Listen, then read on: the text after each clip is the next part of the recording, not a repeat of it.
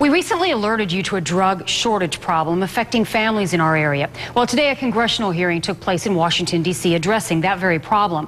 We're continuing to cover the story for you as lives are at stake.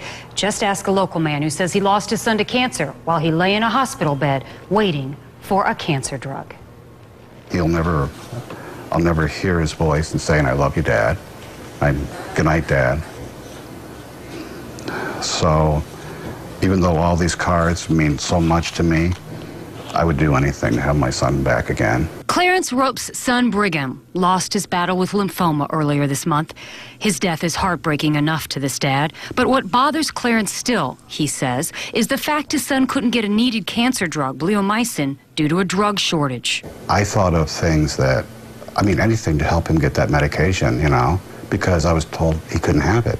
I was thinking things like, do I have to go to Canada to get this medicine? Bleomycin is one drug in short supply on a long list provided by the Food and Drug Administration, who monitors these types of shortages. FDA has tracked shortages for the past 5 years, and we've noticed a very large increase in shortages last year, which occurred in 2010, and we've unfortunately continued to see a large number of shortages in 2011. Jensen says the reasons vary from quality issues during manufacturing or delivery to often companies tell us when they discontinue these drugs, it's because of a business decision. So these drugs are not making as much money as a newer agent.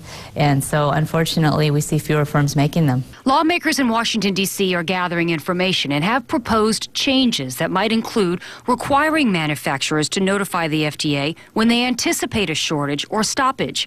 That kind of law would come too late for Brigham.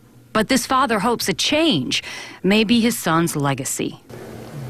So it's sad that my son had to die for this, but if my son's death helps wake somebody up over in Washington, D.C., or some politician that can get something going, then I feel as though my son didn't die in vain.